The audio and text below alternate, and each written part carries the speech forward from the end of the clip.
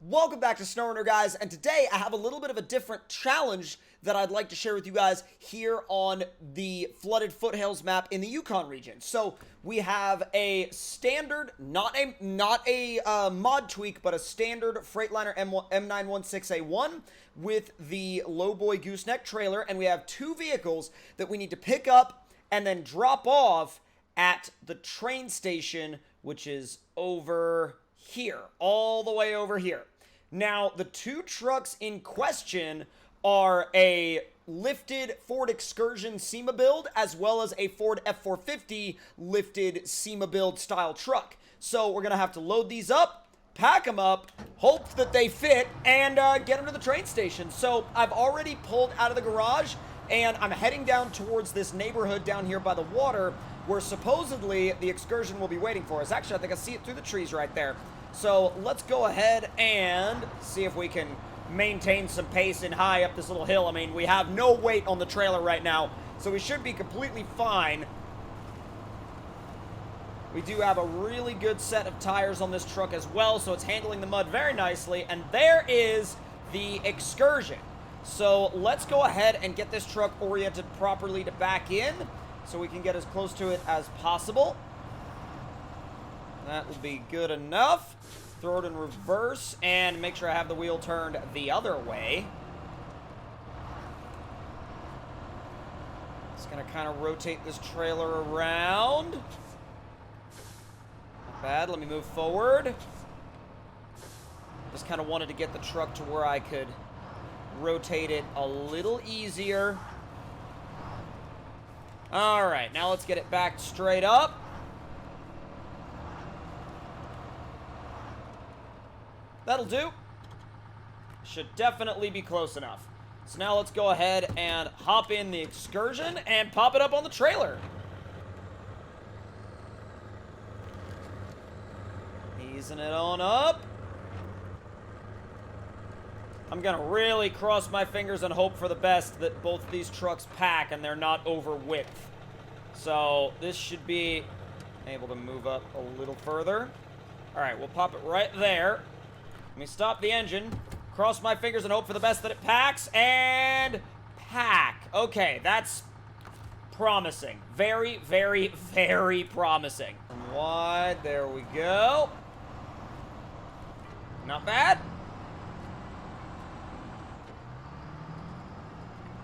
All right, so let's see just how close we can get to this other truck without having to get the trailer into any sort of sketchy scenarios. So I'm going to try and be as careful as I possibly can, although I don't necessarily want to try to back the trailer all the way down this side road. I should be able to turn it around down here. I think I can. I mean, I know it's going to be a little on the tight side, but we should be okay in terms of turning it around. Easy there. A little worried about bottoming out the trailer, but I don't think it's going to be that big of an issue. And there is the F450 that we need to pick up. So instead of going all the way in there, what we're actually going to do is we're going to park out here and drive it out. And I think that that'll actually probably pay off better for us in terms of just ease of loading. Then we can swing the truck in there and turn it around after we get the F450 loaded. So let's get the ramps down. And I am yet again hoping, sincerely hoping, that they both pack. Uh-oh. Okay, I was like, I thought the ramps were going to stay there. I was like, we've got an issue if the ramps are going to stay like that. Nice and easy does it.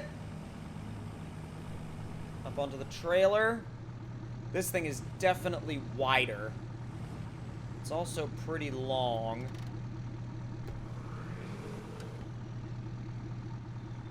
Yeah, it's touching bumpers with the other truck, so I don't know, man. I don't know. It may pack, it also may not. Whoa, they both pack. That's impressive. That's ultra impressive, actually.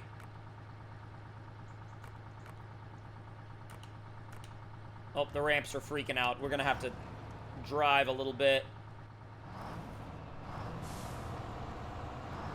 You know, maybe I won't go into that area. Maybe I'll just go down here. Come on, there we go. pull it around this way. This section stinks with a low trailer because you have to make it around this corner, and normally that would be fine. However, when you have to make it around this corner with a trailer this low, you run into loads of issues because it's basically bottomed out the entire way. My only thing is I really don't want the trucks to roll off, especially the F450 on the back, because it is getting a bit of a lean going.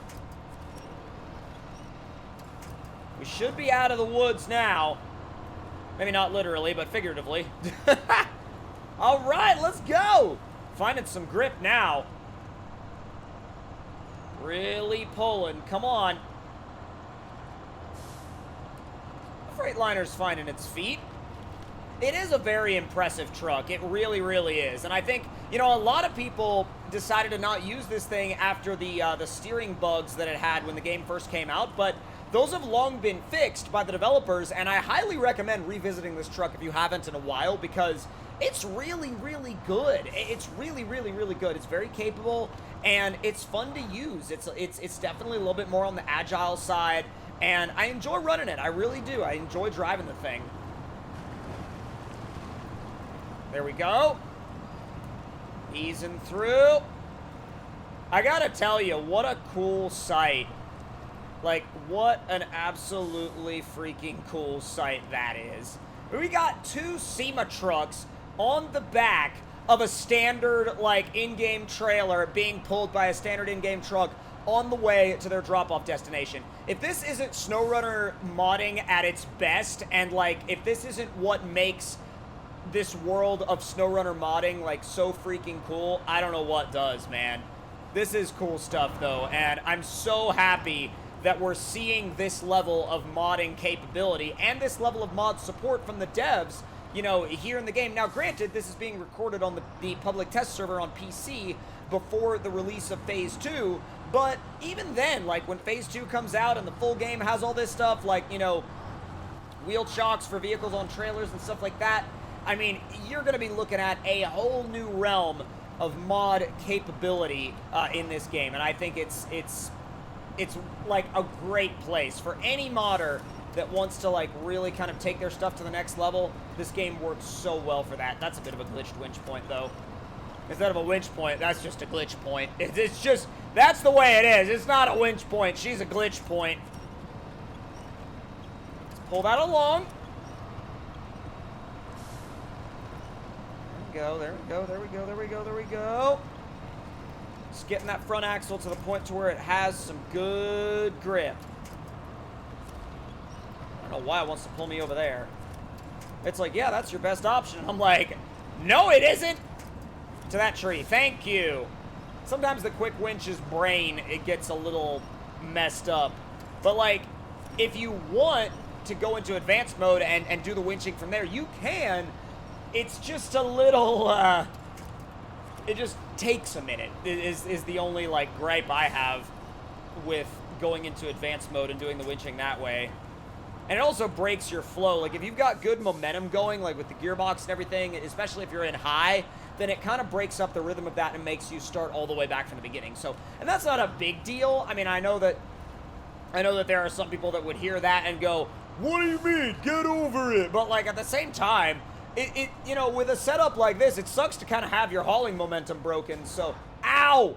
Another thing that can break your momentum is hitting telephone poles, but you only do that if you pull a Hammond, which I did. Now, let's see. This section is kind of a hit or miss as far as, you know, what actually does well through here. And it's weird, like this thing, I've had many instances of this thing just kind of strolling through here like it was nothing, but I've had 8x8s get buried in here. So this particular crossing is definitely one of the weirder and definitely one of the less consistent ones. Aha! See? Bumper got caught on a fallen tree, and now the tree won't despawn, and it's basically making me just, like, stuck here forever. Until I can actually, like, force the truck past this. That's either my bumper or it was the trailer on a fallen tree. I bet you that was the trailer getting into it with a fallen tree. Holy crap, my fuel. My fuel. I just realized something. That guy has a roof rack. And I'm sure that the owner of said excursion won't necessarily miss a few gallons or liters from the auxiliary tank. Let's see. Refuel. Source roof rack. Freightliner. Boom. Good to go. Don't worry about it. Trucks are packed again. We good.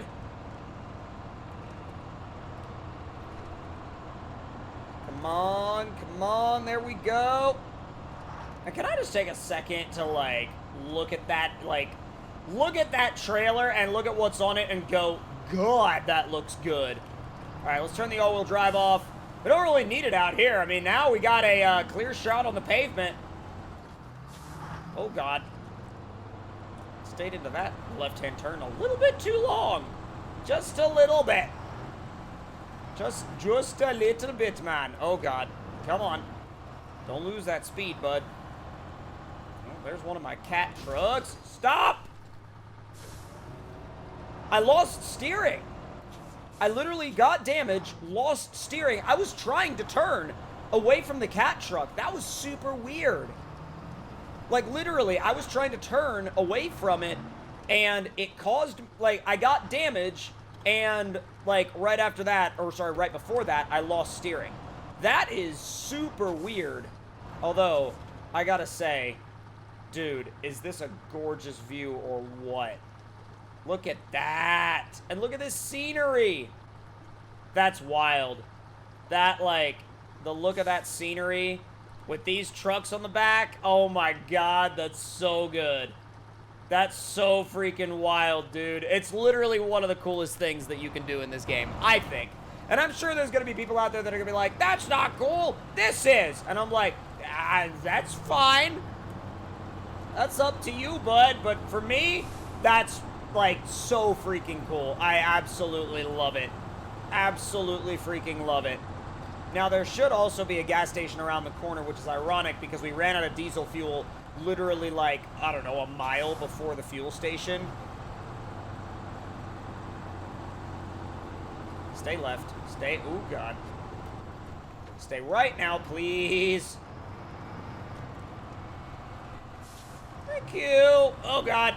Keep it out of the rocks. I'd really appreciate it if we kept it out of the rocks. Now, we could attempt to take the train tracks, but I feel like that would be the move of a complete moron, which is good because I think that we're going to take the Hammond approach.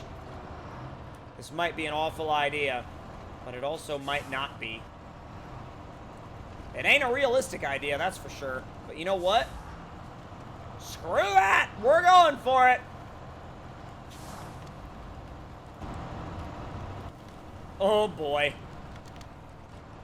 To say I'm a bit nervous would be a hefty understatement. As long as we stay balanced, we'll be A-okay. Boy, we train mode out here. Come on! If I can get the trailer where I want it so that it doesn't lean over. Oh, God. Might be a little sketchy, but we've already bypassed, like, half of the mud pit, so I ain't complaining. Come on. Steer back to the right. Trying to get the truck to crab walk it. If I can get the truck to crab walk it. Whoa! Too much. If I can get the truck to crab walk the train tracks, we'll be okay. Oh, those trucks are leaning. They're, like, leaning really, really, really hardcore.